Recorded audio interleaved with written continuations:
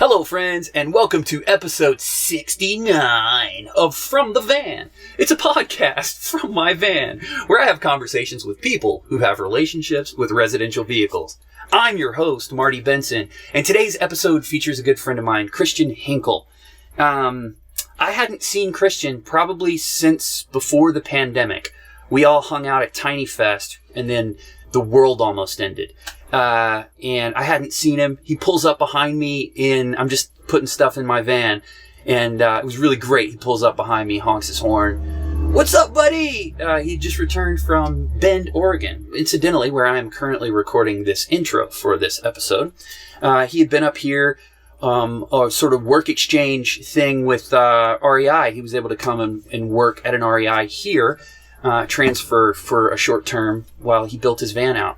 And so he's got a new van. We recorded this episode in his van, so you can see a little bit of that if you want to check this out on YouTube. We had a great conversation. Christian is a motivated, ambitious dude, and things are really starting to happen for him in the photography world. So it was super great to catch up with him. I hope that you enjoy me talking to him. This is episode 69 of From the Van, featuring Christian Henkel.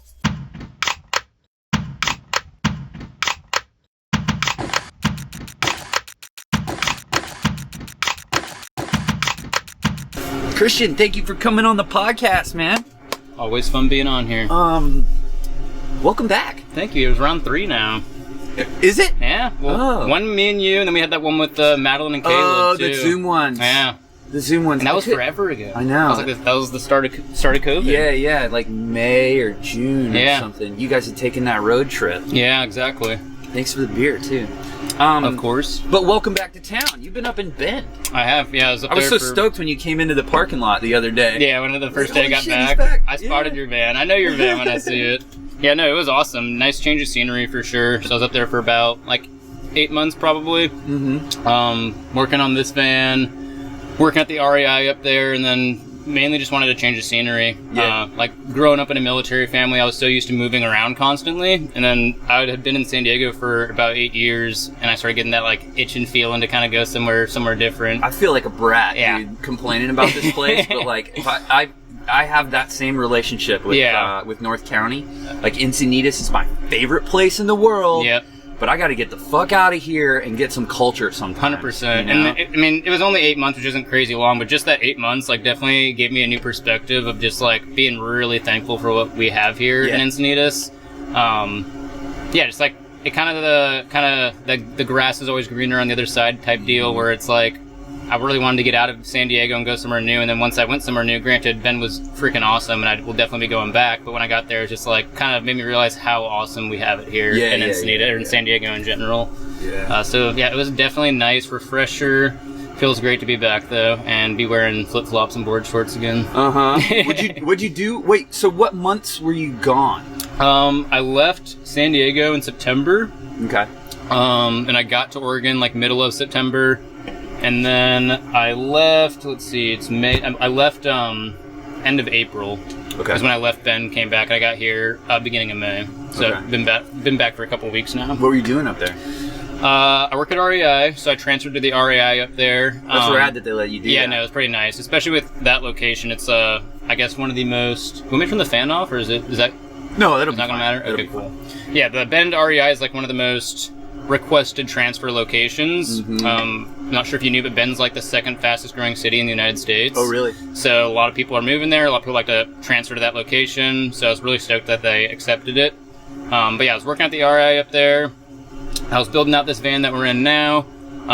The spot I was building it here in San Diego wasn't working out so well, so I just kind of needed it. I needed somewhere to build the van, and I was trying to avoid having to purchase or rent out a shop or rent out a house. And luckily I had a couple friends up in Oregon, Dave and Jared, and both of them were nice enough to let me use their spaces for a little bit. And I built the whole thing in both of their shops. So working at REI, working on the van, change of scenery, did a lot of snowboarding. Nice.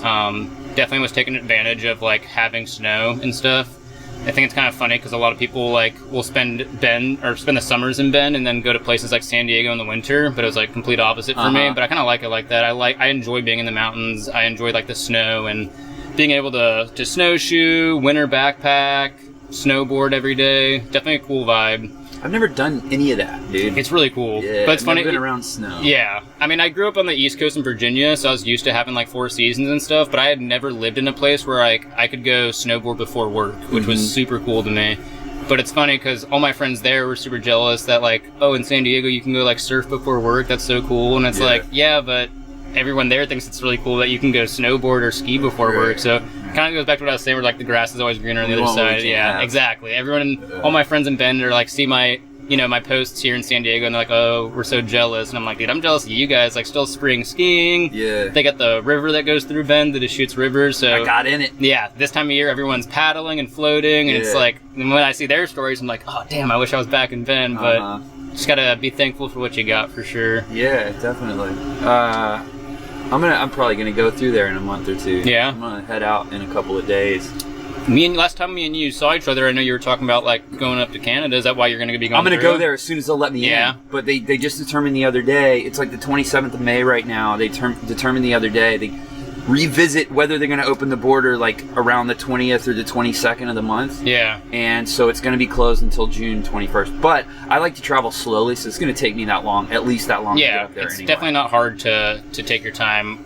Going from here to the Pacific Northwest, there's to the Sierras many, and all of that. So many cool routes you can take. Yeah. I mean, on the way up there, I followed the coast up majority of the way because I've never done I didn't do the coast the whole way, but majority of the way I was on the 101. Yeah. Really cool that way. Eastern Sierras is like one of my favorite spots. I've probably taken that route more than any of the other routes. 395. Yeah, like Alabama Hills, Mammoth, soaking the hot springs, and you know, up north from there, you have like Tahoe, which is amazing. Lassen Volcanic National Park. I've been there. I've heard great things about Lassen. Yeah, I stopped there on the way down, and you know, 100% my fault for not doing my research, but I didn't know that most of it was still closed for the winter. So it was only like the first 2 miles of the road was open. So I mean, I paid the whatever it was to get in there just to drive down it. But all the really good sightseeing and hiking is past where it's closed. But they should be opening up pretty soon. Just so if you do pass through, just double check. But I really need to get back there because I've never been, and when I did stop, most of it was closed, but definitely some good stuff on the way up if you take that like Eastern Sierra route for sure. Cool. Yeah, I think I'm going to do that. I need to go see some people in Santa Barbara, but then I want to shoot over to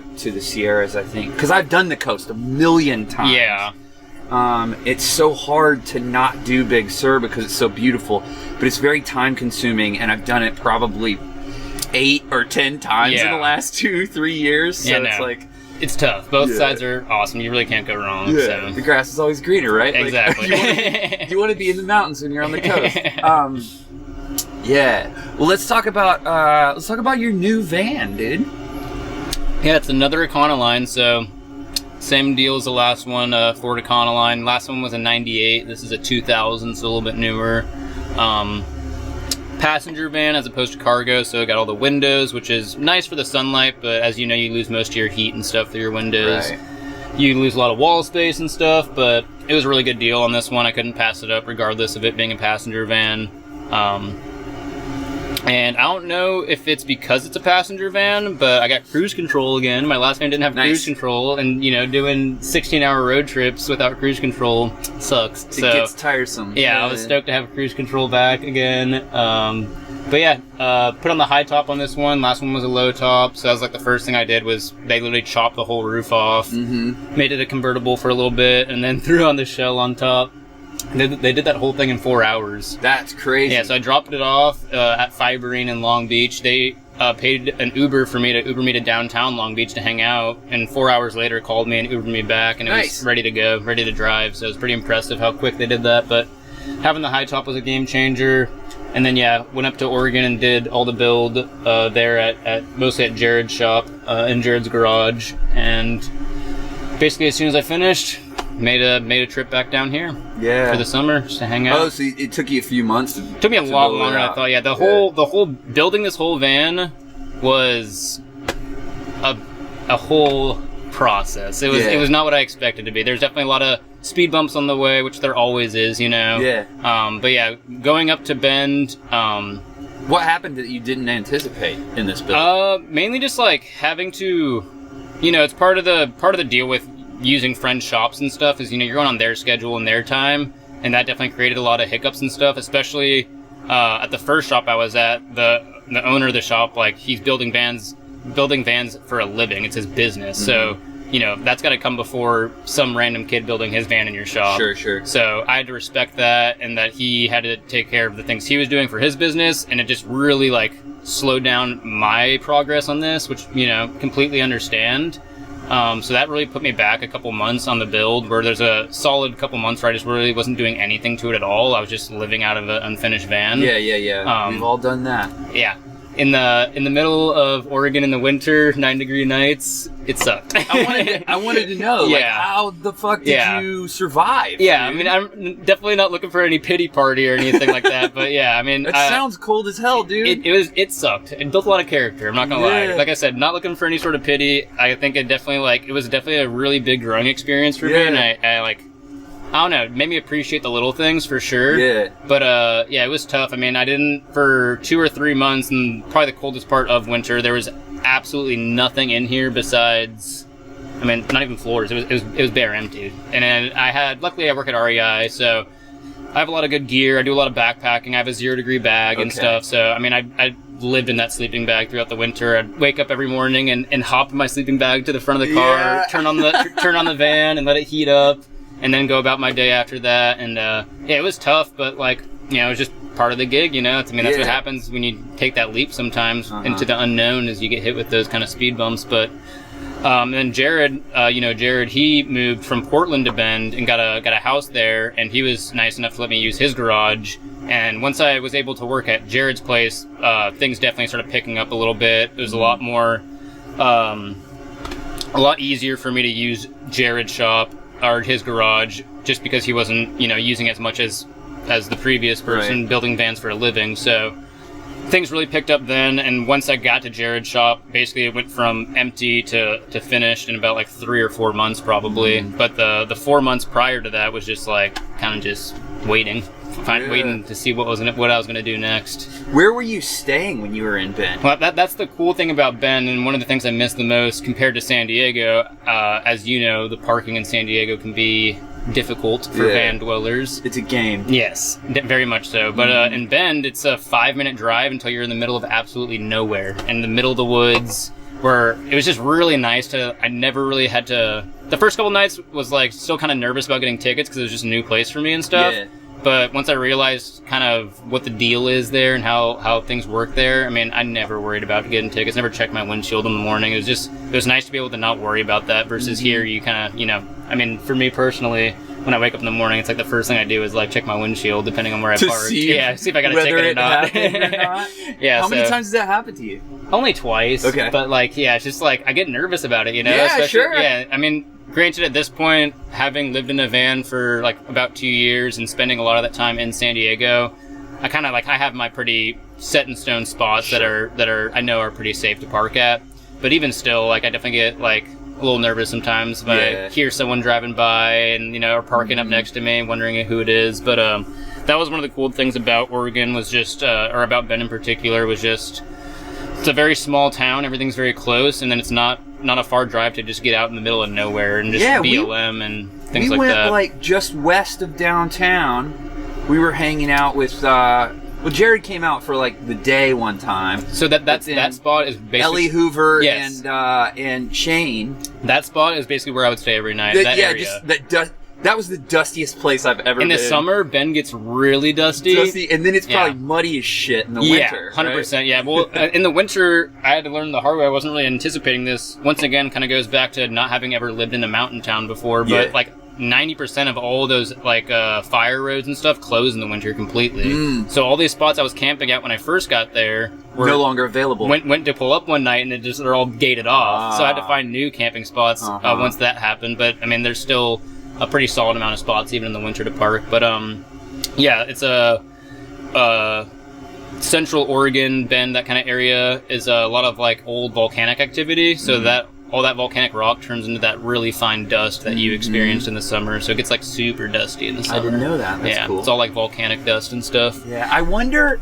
So it was what do they call the highway? Like, there's like a beautiful scenic drive. Cascade Lake Scenic Highway. Cascade Lake Scenic Highway. That whole highway's closed in the winter, basically. Oh, really? So that highway goes to Mount Bachelor, and then once it gets to Mount Bachelor, there's a gate, and they close that off in the winter, and they turn it into a Nordic ski highway. So basically, they close off the gate, and they'll plow up to the gate all winter, but past that gate, they don't plow it, and the snow packs up. It's like cross-country skiing. Yeah, and then they have a snowcat that grooms it every morning. And yeah, it's like snowmobilers, Nordic skiers, cross-country skiers. Yeah.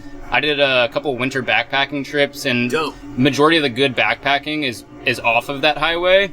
So the backpacking trips I did, I had to like walk on that highway for the first portion to get to the trailhead. So it usually be like 4 or 5 miles down that highway to get to the trailhead, and then you'd go off from there. You have an appetite for abuse, dude. I really like Type 2 fun. Type 2 fun. What does that mean? Type 2 fun's like, so Type 1 fun is like, it's just fun, you know, you're having a good time, going out partying, that's Type 1 fun. Type 2 fun is like, in the moment, you're like, this really sucks, I don't like this, I want to be gone, but then afterwards, you're like, okay, that was super sick, I'm glad I did that. Type 3 fun's like, it sucks in the moment, and you look back, you're like, no, that still sucked, that wasn't fun at all. Type 2 fun is my favorite, where you're like, in the moment, you're like, it's just really... You're struggling. Exactly, but then like, at the end of it, it makes it all like worth it, and you get, like a big growing experience, or some sort of epiphany, and that's my favorite kind of stuff. It says something that you like...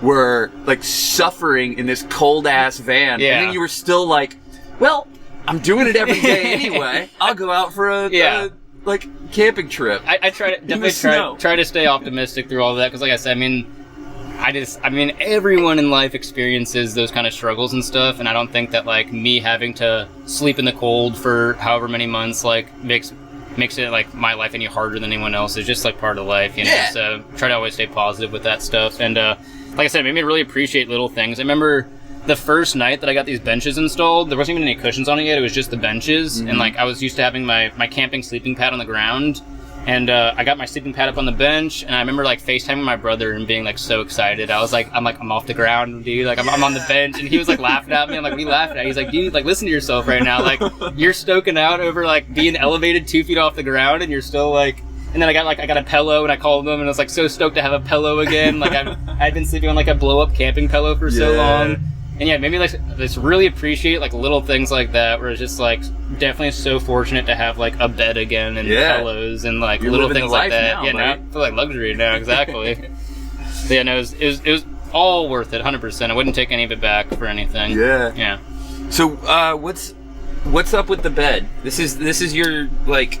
Yeah, so definitely I would say like one of the more popular van layouts, but the dinette style. So it's one of the drop-down tables, the telescoping tables. Yeah, so and that can hold a bazillion pounds, right? I mean, so far, I've had 2 people on the bed before without any issues, so... Nice! But yeah, so the table drops down, and then there's like a little wooden leaves that I store up top there that go on the ends to fill in the dead space. But then, yeah, these cushions pull to the middle, and then these cushions drop down and fill in that spot, and it's about the size of a queen bed, so nice and roomy. Cool. I can sprawl out. Hell yeah.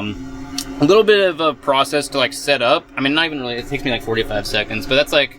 What were you gonna say? This is my question. Yeah. So, like, the whole time that I was in the Metris that had the convertible bed, I was living with Colette. Yeah. And since she left, I've been in the ProMaster with the fixed bed the whole time. And I used to always wonder, like, if it were day in, day out full-time van life for me in the Metris with the fold-out bed that I had, or something like this, how often do you actually just end up sleeping on the bench? So many of my friends told me not to do this van layout. They're like, you're gonna end up you're either gonna end up leaving it in bed all the time, or you're gonna sleep on the benches, something like that. But I'm I'm very OCD, very meticulous, like, always have made my bed since I was a little kid every morning. It's how I've always started my day. And for me, it's like, it's nothing for me to set this up every night and stuff. You don't mind it? Don't mind it at all. It's really fast, and granted, I know some people that have this layout will actually put on like bed covers every night and like actually make a bed. But for me, I just drop it down, put the cushions down, and throw down a blanket and some pillows, and like, you know, like I said, after 8 months in a sleeping bag, like I can fall asleep with just about anything at this point. So yeah, usually just throw down some blankets and pillows, and I would say maybe once every 2 weeks, I'll sleep on it in just bench form, and I won't make the bed. And it's usually because I'm like very intoxicated or something. You're just drunk and you're like, fuck it. But I've also learned past that. So now if I know I'm going out at night, I'll just make my bed before I go out, so I can just stumble in and fall asleep. Cool. But yeah, I have no problem doing it. It's really fast for me, especially because, like I said, I'm not really like making a whole bed every night. I just throw the pillows on. And I every morning set it up and take it down, and I don't mind. Yeah. But I know for a lot of people it is like a process, and they prefer the fixed bed. And the fixed bed does get you a lot more storage, which is nice. But my last van didn't have any upper cabinets, so I think this van probably has more storage than my last one, just because of the upper cabinets. It's also an extended, and my last one wasn't the extended, so I have a little bit of extra cabinet room and bench room. I fit like my snowboards underneath this bench, all my winter gear, backpacking gear, climbing gear, and then over there I got battery and some extra clothes and a lot of like tools from the build, like extra parts from the van in case anything breaks. Yeah. But yeah, fit all my stuff fine. My last van had a cargo box up top too, and this one doesn't even have the cargo box, but I fit everything from my last van into this one. Pretty chillin'. Everything but my surfboard, but I leave that at my friend's house typically, so. Cool. Yeah, I just sold a bicycle so I could get out of a friend's hair before I leave town for a while. I had my bike in my buddy Jeremy's backyard for like the last couple of years. It's nice to have local friends with actual homes where you can kind of store your extra leave crap a couple at. of things. Yeah, exactly. Yeah, I've been taking stuff to like the thrift store just to try to like not be too heavy on those folks, especially if I'm not going to be around. Yeah. Let's talk about pictures. Yeah. Yeah, what's up with photography, man? Photography's been really good recently, I'm not gonna lie. It's been nice. Having the van finished, I can kind of redirect my attention back to that. And that was one of the things that was also like really hard for me personally while building the van, was just like, I felt like I had no time to put towards my photography. I was just 100% of my time was just to finishing this van, because I just hated living in the unfinished van so much. Like, I totally get it. It's all I could think about. It's like, I need to finish this thing, I was a maniac. Yeah. When I built that van. Yeah. Because I was so like, I wanted to be home again. Exactly, yeah. I feel you. So now that this is done, I feel like I can kind of redirect my attention back to photography, and since being able to do that, like, I've been getting a lot more gigs, which I really like, and working with companies that like I have dreamed of working with, and companies that I never thought I'd be able to work with, and you know, I'm starting to get some more gigs coming in, so it's really nice to be able to redirect my attention back towards that. Still kind of pushing towards being able to get that as a full-time job and phase out of REI, where I'm currently working at part-time. And, you know, just a process, kind of waiting to stack up these photography jobs to the point where I'm making just as much with photography as I am at REI. And at that point, that's when I'll kind of start phasing out of the REI gig. But it's been good. And being in San Diego, I think, helps a lot, too. Granted, well, like, when I was in Bend, it seemed really ideal, because it's like I do, you know, a lot of outdoor adventure travel type photography, a lot of climbing, hiking, and like that's like what Bend is just all outdoor stuff. Yeah. So it's definitely good to take photos there, but I realized that like so many of these companies I want to work with are like based out of Southern California. So like, while it was really good content up there, I feel like down here it's almost a little easier, because I'm close enough where I can actually go in and have meetings and have conferences with these companies I want to work with, and be able to actually meet these people. And while, you know, you can have the nicest resume, and even if you have, you know, X amount of followers, it doesn't really matter. For me personally, I find like I get the best connections with these companies when I'm able to go in and talk to them, and they can actually see who I am as a person, because I don't have a huge Instagram following. I'm not some big-time photographer or anything. So for me, a big part of it's just having an authentic connection with these people, and that's kind of where I feel like I'm able to really sell myself, I guess, is just with who I am as a person and the passion I have for photography and stuff. Yeah. So it's nice to be able to actually go to these companies that are, a lot of them based in Southern California, and meet with them and be able to have a face-to-face conversation type of deal. Well, don't name companies if you don't want to, but what kind of companies are you working for? Who's hiring you? I just finished a shoot with Billabong, which was like, oh, rad, blew my mind. Very cool. like it was a surf thing. Yeah, so nice. they started what they call the adventure division. So they're trying to appeal more to like outdoor adventure kind of stuff. Still like surf oriented, but just a little new line they did. So that was like, I mean, like just smile just thinking about it. It's like a dream come true, you know, to be able to work with a company like that. That like growing up, you know, everyone knows about Billabong, especially in Southern California. So that was like really special to me to be able to work with them. And there's a couple more that are coming up that I probably won't name yet, just until things get more set in stone. But definitely within the next like couple months, there's some like big companies who I've dreamed of working with. They're like outdoor clothing brands. Yeah, all outdoor brands. A couple of them are brands that we carry at REI and stuff. Yeah. But yeah, definitely like super stoked for the next couple months. Like, have a lot of big things coming up, hopefully. Great. Yeah. How are you getting these folks? Are you cold calling them? Or you? I do, like, I send out a lot of pitches for sure. And then also just like, I mean, when I'm out with my friends taking just pictures for fun, a lot of the times we are using the products that from these brands, or wearing the clothes from these brands. So I'll usually just like tag them in these photos. Yeah. Because we're already using their stuff and wearing their stuff anyway. Right. And then I'll have a couple of people reach out for me that way, just from seeing me post their stuff anyway. You know, we like these photos. It's a good shot, and your shit is in it. Yeah, exactly. Yeah. So like, since I'm already using all these, it's not really a job. It doesn't feel like a job so much, because like I'm already outside climbing and surfing. I'm already using these products and wearing these brands and stuff. So it's just the photos I'd be taking, regardless of if it was a paid gig or not. I'm gonna take these photos either way. And then, by just throwing a tag in there or something, or sometimes I'll just email them and be like, hey, I took these photos, let me know what you guys think.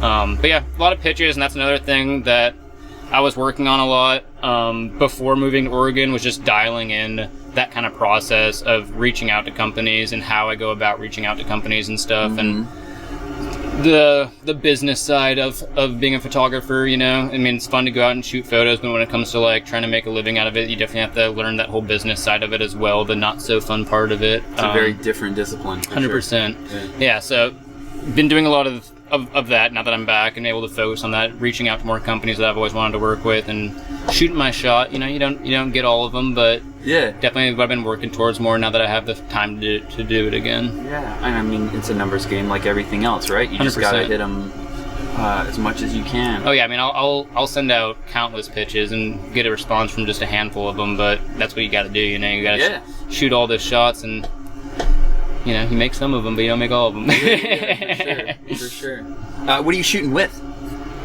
Sony still. So, got the A7 Mark III, and I've had that for about a year. Been loving it. It's definitely, the camera's definitely like a lot more advanced than I am skilled. So it's something I'm still growing into, which is nice, and that's nice. That it's nice I'm not held back by my gear. But I know Sony also just dropped like a couple new cameras. So I've been wanting to get one of the new ones, but I know that I don't need to. Like what I have right now is perfectly fine. But yeah, they dropped like I think they call it the A1 now. They're going back to the A1 or the Alpha 1 or something. But that's like their new mirrorless one. Looks pretty insane.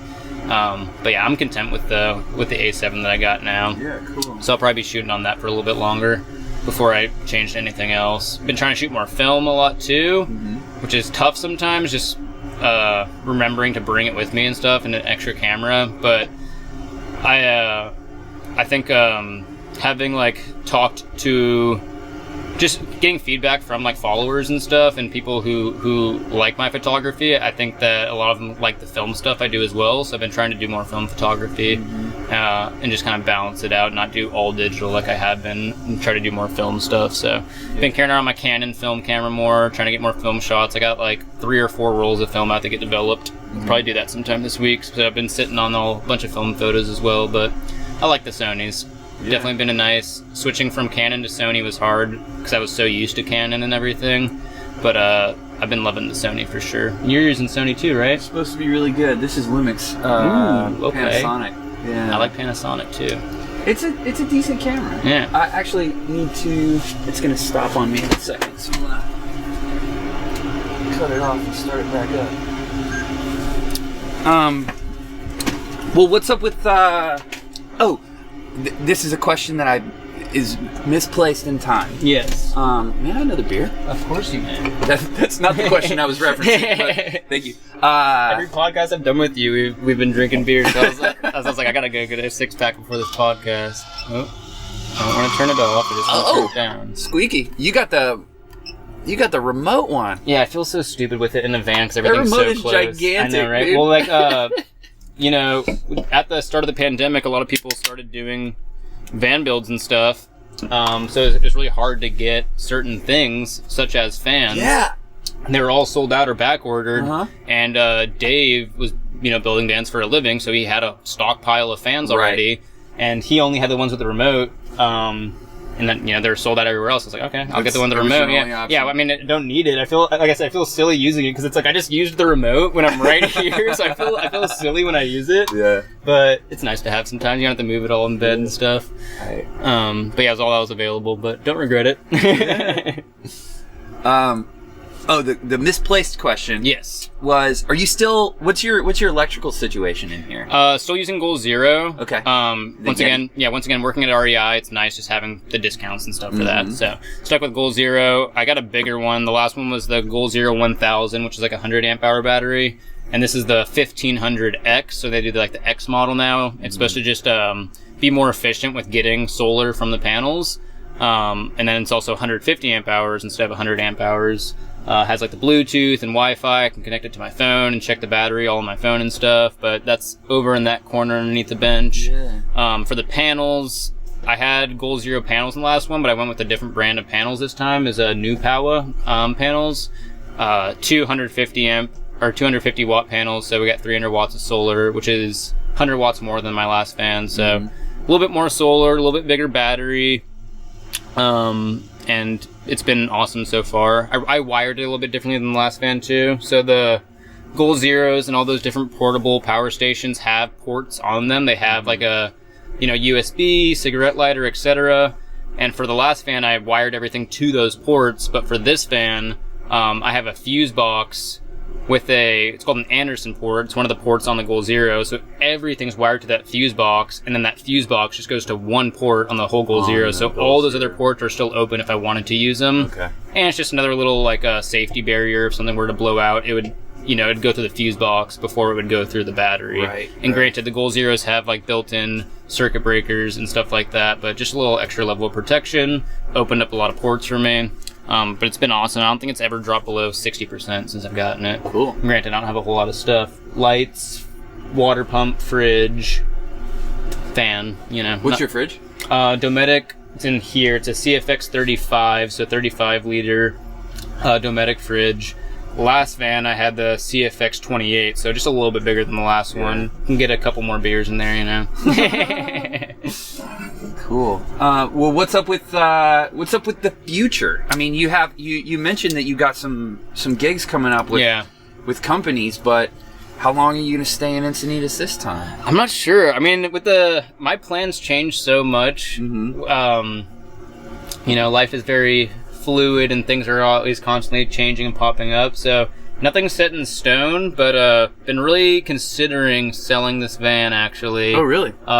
In the next probably in 3 or 4 months, I was thinking.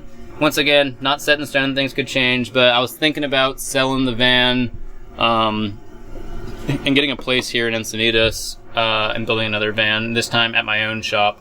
Right. While I was super thankful that I had friends let me use their shop, if I'm going to do another van build, I want to have, a place to sleep, not sleep in the van. And I want my own shop, my own tools that I can use on my own time. Yeah. So been talking to some friends about potentially moving into a house here in Encinitas, do another van build here, and then probably not this winter, but if I do end up going with this plan, then not this winter, but next winter, move back to the mountains somewhere. So I'm at Colorado a lot actually this time. Yeah. Definitely, like I said, I enjoyed my time in the mountains there, and I'm trying to really, a lot of big goals that I have this year outside of photography are based around different mountain things, such as I'm trying to do my first mountaineering route this year. I have a trip planned in January to do ice climbing for the first time. Cool. So I'm going ice climbing in Colorado. And while I'm doing that ice climbing trip, I'm going to make a little trip out of it to scope out some spots in Colorado, because I'm thinking about moving there. So I really want to do some mountain guide certification classes, like avalanche safety, basic wilderness first aid classes, and just go down the path more of trying to accomplish these personal goals I have of different mountaineering routes, backpacking trips, ice climbing. Goal Zero or the GoPro die. Yeah, but that's why I have 2 cameras. Because something's gonna go wrong, dude. So yeah, definitely, I have like a lot of personal goals in the mountains I'm trying to do. So probably end up back in the mountains, whether I do sell the van or not, whether I do end up getting a house or not. Either way, I do see myself moving back either to Oregon or Washington or Colorado sometime in the next year or 2. Yeah. So not really sure yet. We'll see.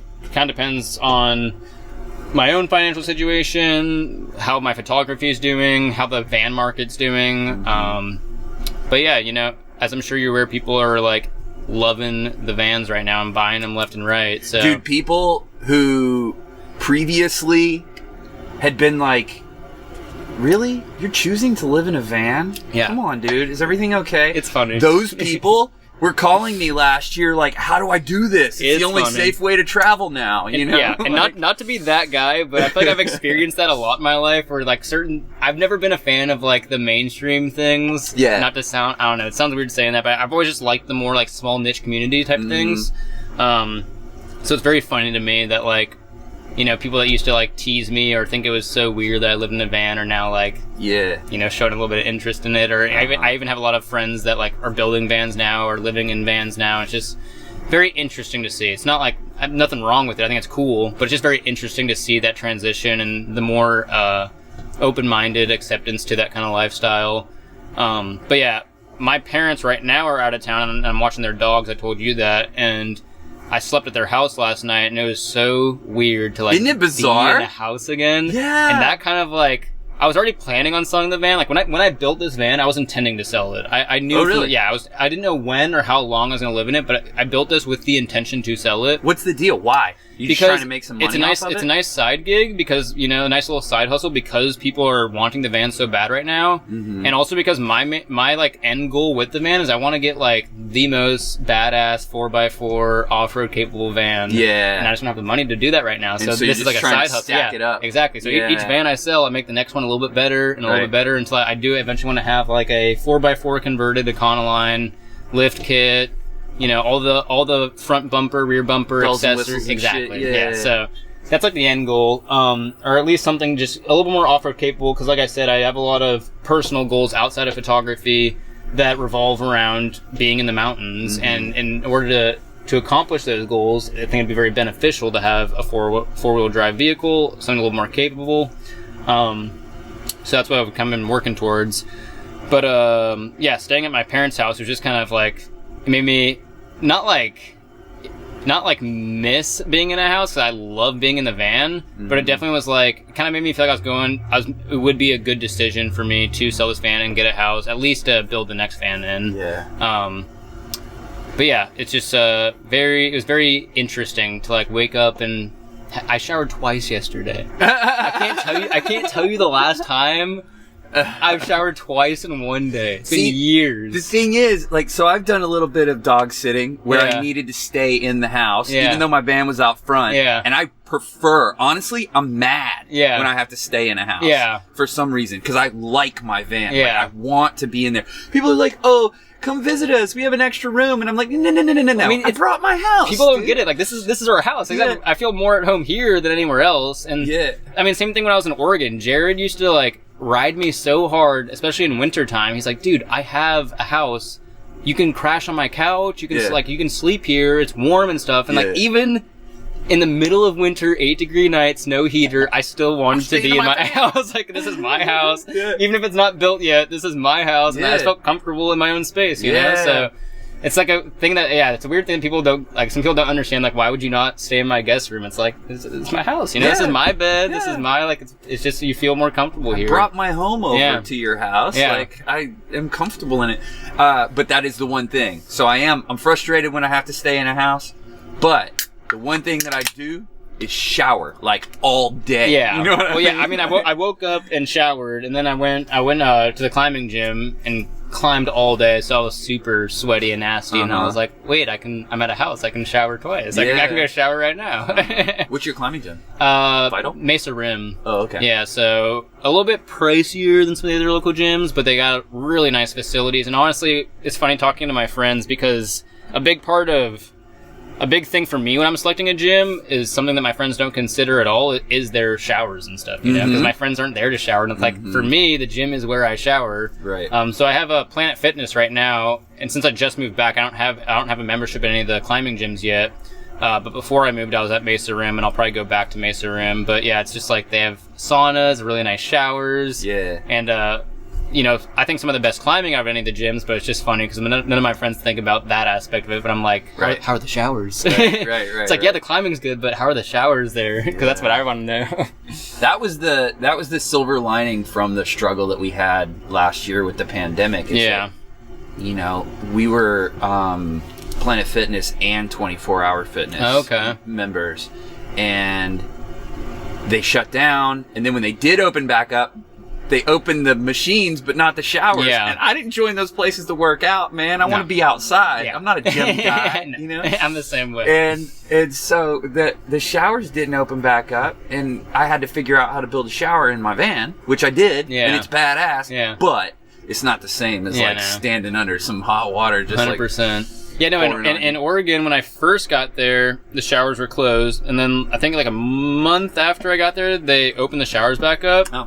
Awesome, super cool. And then they reclosed the whole gym, showers and everything, for a couple months. And then they reopened. It was just like back and forth. And the whole thing was so schizophrenic. I know. Nobody knew what to do. Exactly. And I was just like, okay, like, do I have a shower? Do I not have a shower? Yeah. Granted, like I said, it was really nice to have like Jared and stuff in Ben, so I could shower at his place. And, you know, a couple polar plunges in the river in the winter was a nice in-between. Ooh. Yeah, you know, it really wakes you up in the morning. Yeah. So, yeah, we you know us van lifers. We'll make it work. Do what we gotta do. You do what you gotta do, exactly. Wow. Listening to you talk about your experience with your build, doing it at other people's places, makes me really thankful for Patty, Colette's mom, and Germ, and Colette's dad too. Like, I did a bunch of building at all of those places, including, do you know Jenny and Alex from Terra X?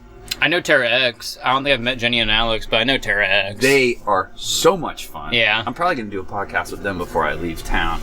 And they let me use, I built like probably 50% of my new van at their shop, and he's got all the like swanky ass German tools and stuff. That's how it was when I was at Dave's shop. He had like the best tools, and like I'm so thankful for people like Jared and people like Dave who were nice enough to let me use their tools in their shop space, because, you know, that's especially for like Dave who's building vans for a living. It's like that's a big thing when this is your livelihood, and then I'm coming in and using all these tools and taking up space and stuff. So I'm so thankful for having friends like that. And you know, even though for this next build I do want to do it at my own place, that doesn't take away from the fact that I am like very thankful that they allowed me to use their space while I was doing this build, because it would not have been possible without them and stuff. So it's nice to have people like that in your life. Have some good homies. Well, let's talk about community. It's too fast, too far, but Descend on La Sierra is happening like this weekend. I haven't even heard of that until last week. Right. Madeline and Caleb told me about it. Yeah. So is it hosted by the same people as Descend on Ben? I don't know. And it's in, like, I heard Eastern Sierras, right? Yeah, it's up there somewhere. That sounds badass. It sounds super cool, and everybody from Tiny Fest was going up there, but my timeline didn't work. Like, I found for myself that, like, Colette and I went to Montreal and New York in the Metris. Like, in 2 months, we went 11,000 miles. Yeah. And so there were a bunch of days, and we spent like 2 weeks in the Rockford, Chicago, Illinois sort of area for family reasons. And so there were tons of days that we spent driving 8 to 14 hours. And last year when we went up to Oregon, I think we probably averaged like, we shot past San Francisco, but for the most part, we were driving 40 miles a day. Yeah. And I prefer to do that. That's how I like to do it too. Like, the La Sierra thing just wasn't going to happen for me. But the reason I bring it up is I've been having these conversations with people lately, and I feel like I have not adequately appreciated how cool the van life community is. 100%. You know? No, I mean, I do this podcast because I'm interested in it, but like the barriers for personal interaction and shit are like stripped away. Yeah. And everybody's sort of there for each other, you know? Yeah, and it's hard for me because, like I was saying earlier, I have so many like big goals, personal goals for myself this year, and photography goals for myself this year, and I'm really trying to make time for that van life, like the community part of van life, because of those reasons. I mean, some of my best friends to this day are people I've met through van life. I mean, like, you know, people like you, Jared, Madeline, Caleb, these are like some of my closest friends and stuff, and I was able to meet them through van life, and it's tough to balance, you know, the community aspect when I have like these personal goals and these photography goals. Done. Exactly. It's tough, and there are like sacrifices that have to be made and stuff. So like, I probably won't be able to make it to Descend on Bend or Descend on La Sierra. Right. And I do want to like, at least, if not like, at least want to reconnect with those friends I have made this year, because you know how it goes with the van life community. People are traveling everywhere, so like these people that I have met through van life, I do want to reconnect with this year, and I would love to like meet new people. It's just hard trying to squeeze that into such a, you know, packed tight schedule. Sure. But Descend on Bend is something I'm going to try to go to. That's in September? Yeah, that's what gives me a little bit of time to plan for, but it's just so far away. La Sierra, you said next week? I think it's this weekend. Jeez Louise, yeah, I probably can't make that. Yeah, I'm definitely not. By the time this podcast comes up, it's already been done. Yeah, probably not going to make that, unfortunately. I love Eastern Sierra, so I would have loved to go to that, but it's also like just getting back to San Diego and back to work. Like I was telling you earlier, it's hard to get time off right now, having just gotten back to work, and I'm working like 40 hours a week, basically. Especially right now, we have like a big sale going on, whatever, yada yada. But yeah, it's definitely hard to get time off and stuff. And the days I do have off, there's like dedicated to basically like photo stuff for the most part. So it's it's tough, and makes me a little sad because, like I said, I've met so many cool people through different meetups and just through van life in general, and I would love to like meet more people. I mean, that's why I'm so passionate about traveling, is I love new experiences, new places, and meeting new people. And like, I would love to go and meet a bunch of cool new people who share similar interests to me, but it's tough, you know? I mean, that's just how life goes. You gotta do your stuff. Exactly, man. You got sacrifices. It's always been interesting to me too. Like, I remember, like, I don't think you were here yet when the first like flood of overnight parking tickets happened in Encinitas. I think we talked about it last time we hung out. Yeah, but the first 6 months that I was living in a van, I was parked in the exact same spot in front of this closed school.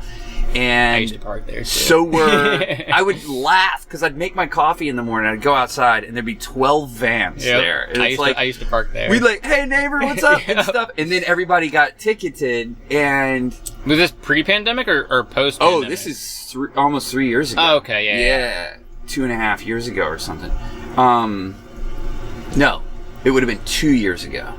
It was right around the street fair at the end of May, like Memorial Day-ish sort of thing. That might be similar timing to when I got my first ticket, I think. Yeah. I'm really bad with dates and stuff, but the first 5 months I lived in a van, I parked on the 101 in between the Seaside Reef and like the Cardiff, the two little parking lots. That little straightaway. Uh-huh. I'd park on the side of the road there for the first 5 months, every night. No ticket. Yeah. And then I got my first ticket, and I think that was like, about 2 years ago. Yeah. Got my first ticket. I remember the officer's name and everything. Pizzuti. You know it. Yes. Yeah. Okay. He's the one. Yes. Man. So I had a conversation with him. Mm-hmm. I literally was so pissed off about this ticket because I got a ticket and I was like, okay, I get it, whatever, you know. Can't park on the 101. I'm gonna go like stealth park the next night. Right. Next night, I got a ticket again. two nights in a row. Whoa, those are your 2 tickets? Yeah, and I parked at the school the next night because I was like, okay, I can't park on the 101. You know, I was being spoiled with being able to have beachfront parking, so I'm gonna go stealth park. Got a ticket again, so I was pretty pissed off, and I was like, all right, I'm gonna find this Pizzuti guy, and I did. The next night, I literally was driving around. What was his deal? I've never met him. Yeah, so, okay, here, I'll tell you what happened. I'll lay out everything. So I found him driving around, and he was in the Swami's parking lot. Okay. So I pulled in, I was like, hey, do you know Officer Pizzuti? And he's like, yeah, but I'm Officer Pizzuti. And I was like, oh, okay, cool. Like, I got a ticket, 2 tickets from you the past 2 nights, and I just wanted to know, like, what's the deal? Like, there wasn't any no parking signs, you know? Like, and he explained to me that new Encinitas law that passed, where there's no RV parking from 10 p.m. to 6 a.m., yada yada. And I was like, listen, dude, like, I work at REI in Encinitas, like, I do a lot of beach cleanups.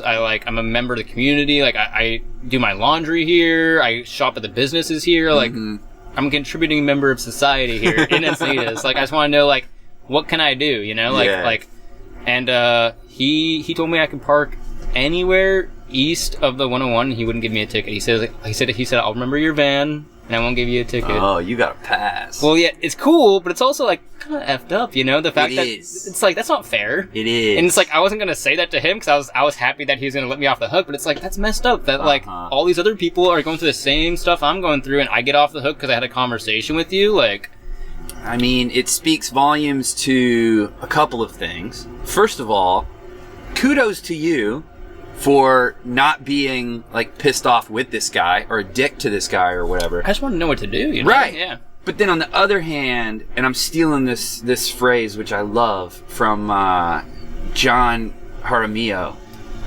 Do you know him? Axeman? No. He's a great dude. He lives in a Sprinter down in Ocean Beach. Love that. He calls it wealth stealth, right? And the deal is, if your van is nice, 100%. you know what I mean? There are tons of vans in Encinitas, Mercedes Sprinters, that are like swanky ass $100,000 things, and they're parked out in front of the owner's house, right? Which is $1 million house or whatever. And those things never get ticketed. Yeah, and to go off that, I mean, some people might argue, well, yeah, they can run the plates and then see that that's the address. But I agree with you because I have friends who live in Encinitas who have houses and they have not Sprinters, you know, not $1 million or nice vans or whatever, and they got tickets on their vans in front of their own home. So, like, I 100% agree with you. I think it's pretty messed up, and I think that, you know, I acknowledge the privilege I have, and I think that there are other people who could have done the same thing I did, and they wouldn't have been let off the hook. You know, like, if it was a trashier van than mine, or if they were, you know, trashier I don't know. Like, you know, I think, like, it's not fair to me. And it, like I said, I was happy that I was let off the hook, and he said I could park wherever I want. Right. But then as soon as I drove away, I was pissed off because I was like, that's not fair. It's super inequitable, right? The people who might actually need... the mercy, well, and it's like the grace, there should be a standard set. It's like, why do I get let off the hook? These other people don't, and there's other people that were struggling worse than I was, and stuff. And it's just like it's not fair, and it's like, you know, law enforcement should be held to a higher standard, I think, than just letting whoever they want off the hook. Because me and him had a 2-minute conversation and a little heart to heart or something, then I get let off the hook, like. Like I said, I was happy, but it's like that's messed up. Like, it's not fair. Our culture is really good at kicking the dejected. Yeah. You know, like, people who are already having a hard time. Exactly. We just make it worse for them a lot of times. I'll get off of that. So like, we could have a whole tangent about that. I know. But yeah, since coming back, like, I have friends who live in Encinitas, and majority of them live east of the 5. And I have found from my experience that east of the 5 is pretty safe. For the most part. All of my... you just want to get away from the ocean, basically. I just don't... Yeah, that's the deal. It's like the bazillionaires that live on the coast get mad that we get their view for free, so we just have to go a little bit further away. Yeah, all of my spots, I never stay unless, well, and this hasn't been a thing during the pandemic. The only time I would, like, save my night. Like, every once in a while I'm allowed to stay in downtown Encinitas if I'm getting drunk down here or something like that. But I've got a couple of places that are, like, kind of off of the, away from the rich residences and stuff like that. Let's see. What else is there, Christian? Photo stuff, van stuff, community. Kind of went over plans for the next year. Can I ask you a question? Sure. What do you got planned for 2021?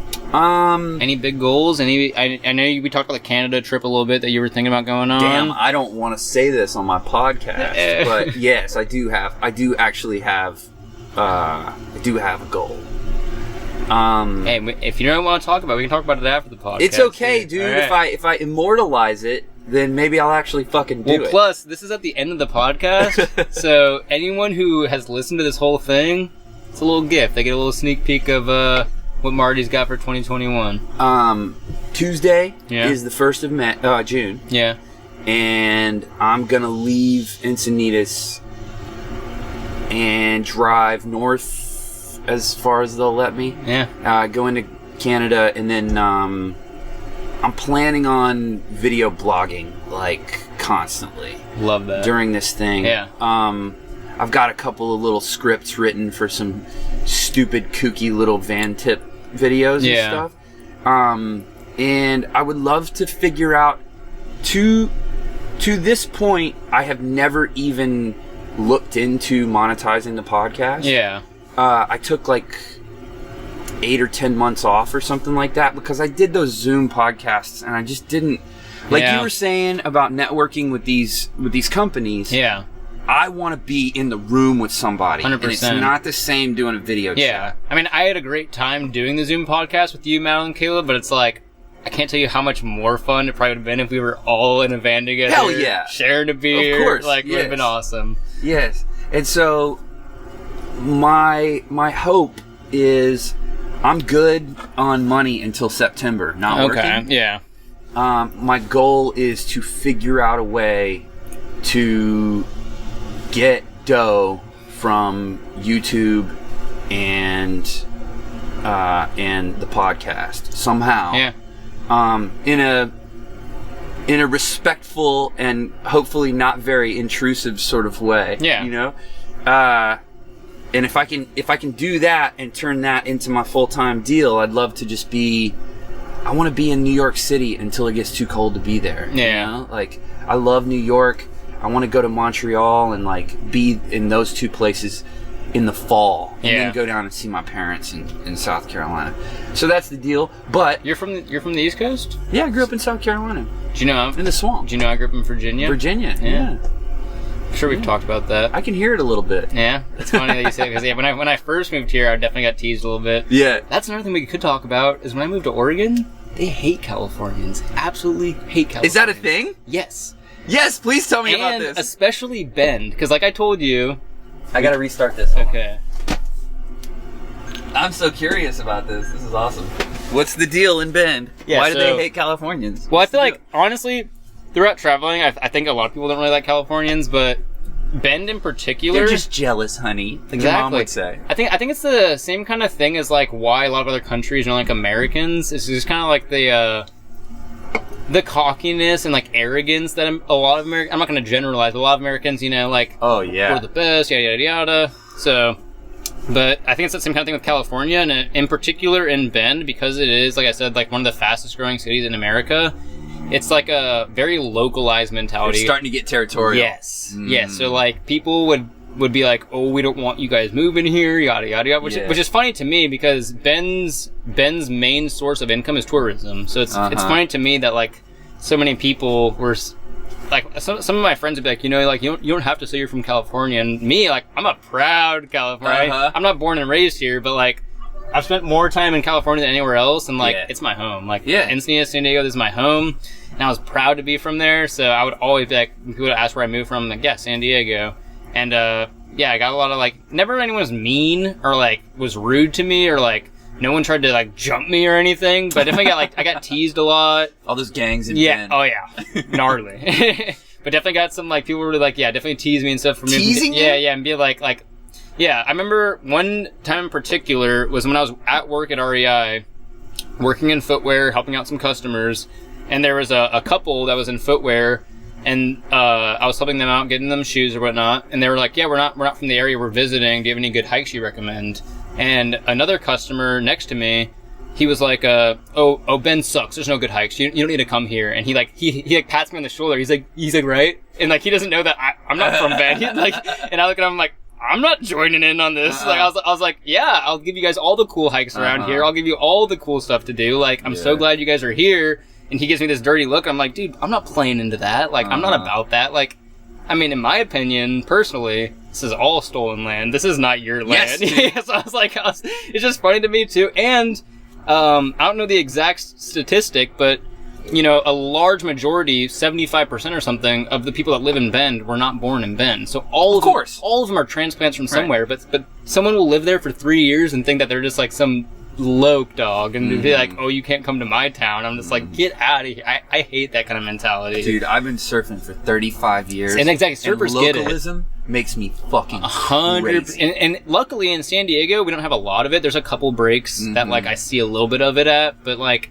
yeah, like a lot of people in Bend in particular, like, don't move here, Bend sucks. Like, it was a bumper sticker that a lot of cars had. Bend sucks, don't move here. A lot of cars had that bumper sticker, and I just think it's funny. I get it though. I do get it. Like, if you grew up in a small town and like, all these people moving in, it's getting really touristy and stuff. I get it, but like, that's life. You live in a cool place, people are gonna come there. Like, that's just part of the gig, Yeah. Like.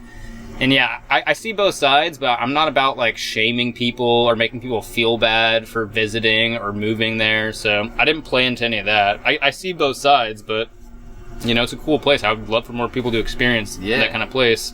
And it was just very. I'm going. Yeah, it was very interesting because like when I brought this up because you mentioned like slight accent. When I moved to San Diego from Virginia, nobody gave me a hard time. And like, San Diego's a massive city where people move here constantly, No one gave me a hard, don't come to San Diego sucks. No one ever said that to me. Like, people pointed out the accent occasionally, but no one gave me a hard time. Everyone was like super nice. And granted, I had a lot of amazing friends in Bend. They were all super nice as well. But it was just interesting seeing that dynamic of like the localism, and just kind of wasn't used to that. It was interesting, and they're not fans of Californians over there. So it was interesting to see that. It's so weird, just like privileged white boys standing on stolen Native American land, recreating. Are you a pro? Is this your job, surfing? That's always what I thought in the back of my head. I was just like, you act like you own this place. Like, I was like, so you probably stupid. have probably lived here for less than 10 years, and all stolen land anyway. So like, I was like, who do you think you are? Like, trying to act like you own this place. Yeah. And it wasn't like I said, no one was ever mean to me. It wasn't like super bad. Like, I know I've heard some like stories about like Hawaii and stuff, and how the localism there can get pretty intense in certain parts of the island, which once again, that's more understandable to me, because like, I feel like a lot of people that are expressing that localism are like, natives to Hawaii, and their land has been stolen by, United States, versus in Oregon, it's like some dude that's moved from Kansas and has lived there for 2 years and thinks that he owns the spot. Right. So it's just, it was interesting to see. But yeah, people were very nice, and I met a lot of really good friends, and like I said, that's why I'm passionate about traveling, is new places, new experiences, and new people. And I met a lot of amazing people, and it was really hard to leave, but that's like the bittersweet thing about traveling, is like, you meet these amazing people and you get these amazing connections and you have these amazing experiences. But in order to like meet more new people and create more new experiences, you have to leave those people behind. Gotta go somewhere else, man. Very bittersweet. Yeah. So it was really hard for me to leave.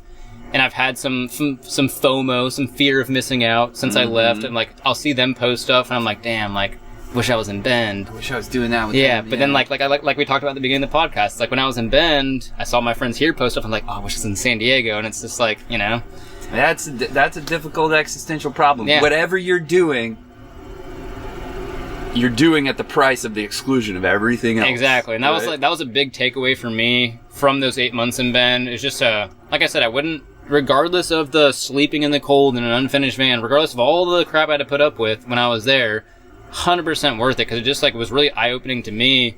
Where it's just like, no matter, it's like destination happiness. Have you heard that term? Where you say things like, oh, I'm not going to be happy until I get to this point. And then like you get to that point and it's like, okay, well, I'm not going to be happy until I have this penthouse suite or this much money or this job. And it's just, you're chasing something that you're never going to get. And you just have to enjoy where you're at, enjoy the people that you're with and the things that you have. Because if you have that sort of mentality, you're never going to be happy. If you're constantly saying, I'm not going to be happy until this van's done. Like, I'm sleeping in an unfinished van and life sucks and I won't be happy until the van's done. And then once the van's done, it's like, okay, I'm not going to be happy until I get this 4x4 van that I've been wanting. Right. It's just, that's not how I want to live my life. So it's definitely like, my friends up in Bend are doing awesome things and it's cool and I would love to be there, but it's like, I'm in beautiful sunny San Diego. It's a beautiful day out right now. I got a slack line this morning at the beach and it's like... Where was that? Swami's. Cool. And she's like, I'm happy for what I got, you know? Yeah. And it's like, yeah, there's people doing really cool stuff other places, but it's like, it's just not how I want to live my life, you know? Really try to, 2021 and that experience in Bend, maybe just really, like, appreciate all the little things in life. And van life in general, I think, makes you really appreciate the little things, like a hot shower and things like that. So it was an awesome experience. I'm so glad I was able to go there. I'm really glad all the experiences that I had when I was there, all the friends that I made, lifelong friendships. Some of my friends there are going to be coming down this summer to hang out. And it's just, that's why I'm so passionate about traveling, is like, in my opinion, like, that is the purpose of life. When people ask, like, you know, what's the purpose of life? For me, it's just experiencing, you know, what we have here, because we don't know. No one knows for sure what happens when you die. You know, people, you can have any belief you want to have, and I respect it. But, like, what we do know for sure is that we are here now on Earth. This is, you know, the only planet that humans are at that we know of.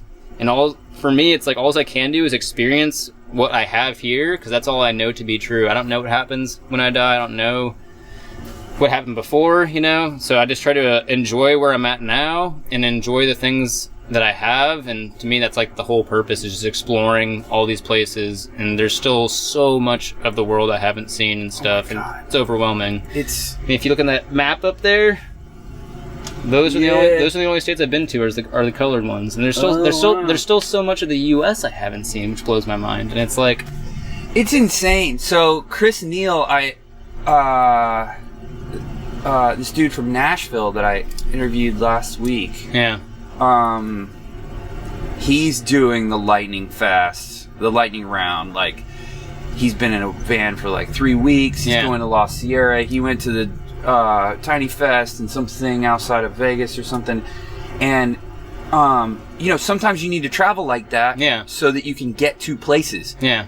But it gives me anxiety to drive past shit. You know what I mean? That's why I want to go 30 miles a day. It was just like, I want to go to the hike here and the next one too. Yep. And I don't want to blast past the next hike. That's how I did my trip down to San Diego. And I actually did a whole Instagram post about that earlier in the year, where that's another lesson that I learned this past year was, if you ever are driving on a road trip or just driving down the road, and for me as a photographer, I oftentimes pass things where I'm like, oh, that'd be a cool photo, or I could stop there and get a photo. Like, one thing I've really been trying to do a lot in the past years, whenever I get that feeling, pull over no matter what. Yes. And like, 9 times out of 10, probably even more than that, like, I very rarely have ever regretted that. Like, and what I do regret is not pulling over. And it happened, like, when I had that kind of epiphany, I was driving to Hoodoo, the ski resort I would ski at a lot in Bend, just down some random road, nothing crazy. It wasn't like a trailhead or some sightseeing or anything. It was just driving down the road, and there's just a cool spot, like a farm with horses in the front, and I was like, that'd be a cool picture. And I pulled over,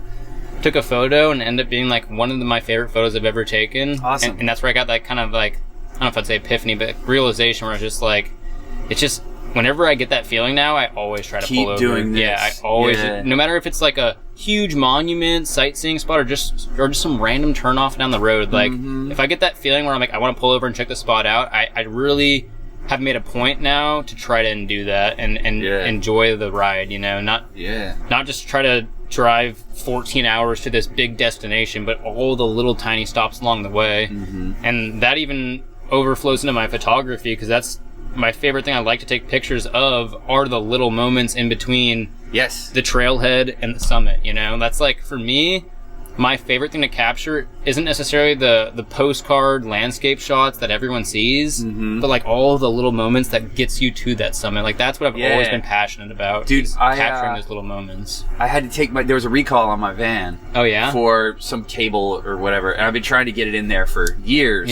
Not years, months. And I did that this morning, so I was out on a walk in like the industrial part of Oceanside with the dog for a couple of hours. And I walked past, so, you know, it's an industrial zone, there's a bunch of like detritus, just trash around and shit. And I saw a Four Loko can in a dirty sock. I was like, I'm hungover. I was so tickled, dude. That was like the funniest thing I'd ever seen. And like, man, like the insignificant shit if it's got the right emotion or thought behind it, isn't insignificant anymore. Not at all. And I know, like, when I do go on a big trip or something, like, let's say I am going on, like, a backpacking trip and I want to get to this summit, without, like, any photos in the picture at all, no pun intended, but without any photos at all, like, when I finish that trip and I look back on it, like, the things I remember most aren't, like, the view at the top. Like, the things that... And everybody has already taken that postcard shot. Yeah, and especially in a place like San Diego, you can't take a photo anywhere in the city without there being 10 other photos from the exact same angle. There's just so many photographers here, and it's such a popular city. Yeah. That, like, I've just always really, like, I don't know, been very obsessed with and just passionate about, like, all those tiny little moments, because that, to me, is, like, what makes the memory. And, like, you know, I'm a big believer that, you know, when you're laying on your deathbed, it doesn't matter if you have $1 million car and a huge house on the beach. Like, the things that you bring with you to your deathbed are just the memories you have of your life and stuff. That car isn't not going to be with you. That house isn't going to be there with you. All you're going to have when you're there, like, on your deathbed, is those memories. So for me, applesauce and the shit you did. Exactly. So for me, it's all about those little experiences, and that's what, like, I love photographing, and that's what I just love about life, is, like, those little tiny moments, the little struggles that got you from that trailhead to that summit. Like, that's what it's all about for me in my photos and just in my life in general. So that's what I've really been trying to appreciate more in my life this past year and in the future, and then try to have that overflow into my photography. And that's what I just really like capturing, is just like the little moments, you know? Yeah. So what, 3-4 months you sell this van. Yeah. Are you going to decide what your next van is going to be based on how much you sell it for? It's going to be an Econoline regardless. Oh, you're into this. It's going to be an Econoline regardless. I'm in love with the Econolines. Yeah, dude. And the fact that just the market, or the aftermarket like options for them. It's been around for so long, and it's has a good reputation. There's so many options of things to do with them. Yeah. The fact that it's rear-wheel drive makes it able to be four-wheel drive converted, because you actually you can't convert a front-wheel drive to four-wheel drive. I did not know that. Yeah, either did I until recently. Jared told me that. So if it's not true, blame Jared. But I was told that that guy is always making shit up. You can't convert front-wheel drive to rear-wheel drive, is what I was told. So, but yeah, there's 2 different shops in San Diego that convert them to four-wheel drive. Okay. So for the next one, I'll probably do another Econoline. I'll probably do the exact same shell. Maybe I was going to ask the same high top. Maybe a slightly shorter one. Okay. Kind of depends. It depends if I see myself living in it after the house. Because part of me is also like, what if I get this house, build this van, and I'm like, I kind of want to stay in the house maybe. Yeah. I still want the van to have the option to move back into, or even if I decide I don't want to live in a van full time again, I regardless want a rig to go travel in. Sure. So I'm building a van regardless. Right. But yeah, probably same size shell, maybe a little shorter. Lift kit. The 4x4 conversion I'll probably hold off on until the end of the build, because let's say, like, hypothetically it's a very expensive thing to do. Let's say hypothetically I just don't want to put down the money to convert it.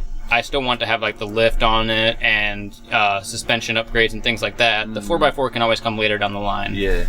But yeah, another Econoline shell. First thing I'll do is probably, like, lift kit.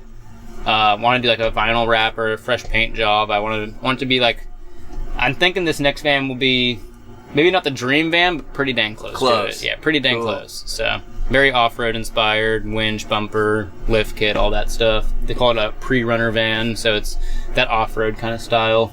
But yeah, that's what we're looking at for the goal for 2021 probably. I did have this idea earlier. It's weird that we're talking about this, because this idea just popped into my head a few hours ago of, like, maybe I'll list the van for not a reasonable price, but whatever price would be, like, I can't not sell it for this amount of money. That's what I'm thinking about doing too. And you know what I mean? Just overprice the thing. I told you that me and Jared did, like, a little podcast in my van, and that's one of the things we talked about was me and Jared went through Van Life Trader. Mm-hmm. You know Van Life Trader, where people sell their vans, and we looked at the prices and gave our honest opinions on it.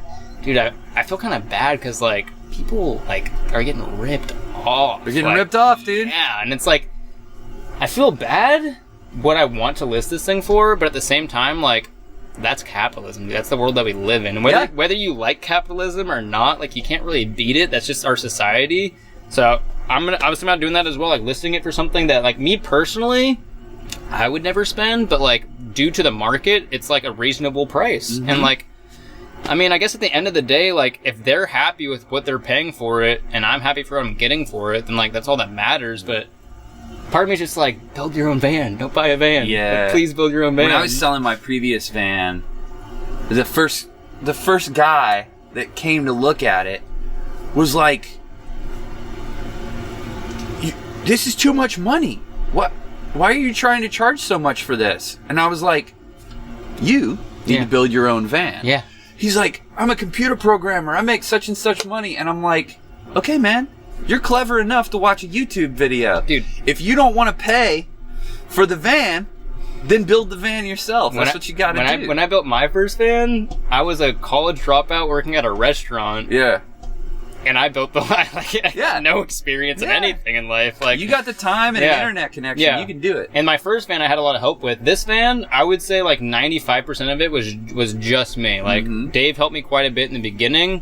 And Jared gave me a hand a little bit on the end there, but I mean you can ask Jared, like this van, and granted it's nothing super fancy compared to a lot of the other vans on the market, you know, with these $150,000 van builds, but I'm very proud of this for doing it all by myself, and I have no experience really. Like, like YouTube videos, like you said, like literally anything you want to learn is out there. You just gotta grind your teeth and do it. You know, like. So I definitely encourage people to build their own, but you know, if someone's willing to pay X amount of money for this van and they're happy spending that, and I'm happy with the profit margin I get off of it, then I feel kind of bad, but so be it. You know, that's like I said, that's capitalism. That's the market. It's literally the world we live in. So, yeah, I'm probably going to be doing that as well, listing it for something that I personally would never pay, but I know that there's people out there who would happily do it and not even be upset about the price, be happy and think that they're getting a steal for it, and maybe they are. Scales are so different. That's what I'm saying. You know what I mean? It's hard. And that's why it was interesting. Several $1,000s is not a lot to a lot of people. Exactly, and that's why it was interesting going through Van Life Trader with Jared, because like. What he would do is he would show me pictures of the van and be like, guess what you think this is? And it's just like, not even close. It's like $15,000 more than you thought. Yeah, and it's like, I get it though. You know, it's supply and demand, and there's a very high demand for vans right now. Well, and if you got a 6-figure salary and no time because you got kids and shit. Yeah. Like, well, that's what I'm saying. Like, spend the money. Yeah. And that's what I would ideally want is like, even if I am, making a profit off of this, I want the person to be happy with what they're spending. Yeah. So ideally, could make some money off of this, because I did put a lot of time and labor and love into this. It's not like I didn't just like do a janky build just to make a bunch of money off of someone and flip it. Like, I built this like to my standard that I would live in it, and like and I have been living in it, and I will continue to live in it until I sell it. So I'm not gonna like feel bad per se, but 100%. It's just like you said, to some people it's not a huge deal to drop that much money on a van, even a van of this quality, which isn't like the highest quality ever. Some people would still be very content with the price I'll be listing it at. So. Oh yeah. Cool. All right. Well, plug some stuff. Where are you at on the internet? Mainly Instagram. Okay. Henkel, Henkel, photography. That's about it. I mean, I got website, and I got TikTok, and I got the Facebook and all that, but most of it's just gonna be on my Instagram, and from there, if you want to explore onto TikTok, or if you want to go onto YouTube, I did a couple YouTube videos of the van build. Cool. But I threw a little poll on my Instagram asking people if they preferred Instagram Reels or YouTube videos of the van build, and everyone voted Instagram Reels. So I only did a couple YouTube videos of the build, and then most of my van build, if anyone wants to check out my van build, it's all on my Instagram. I have a separate highlight reel for it called Van Build 2.0, so you can check out the whole process. But yeah, Instagram's where you can find me. Very cool. 100%. Thank you for doing this. Dude, thank you for having me on again. It's always been a good time. Yes, man. On From the Van. All right, guys, we did it. That was episode 69 of From the Van, featuring Christian Henkel. Thank you so much for listening. If you've made it this far, I really appreciate it. And I had a great hang with Christian. Sadly, I'm not going to see him again for a little while, but that's one of the wonderful things about van life, is it's the goodbyes are always only temporary, because you're going to circle back around and find folks. So I look forward to hanging with Christian when I get to again. And I hope that you enjoyed the episode. Keep your ear to the ground for next week's episode. That's right. He's been on the podcast 4 times now. Is that too many? Absolutely. Of course. It's obnoxious. Next week, we will have on Jared Tachi.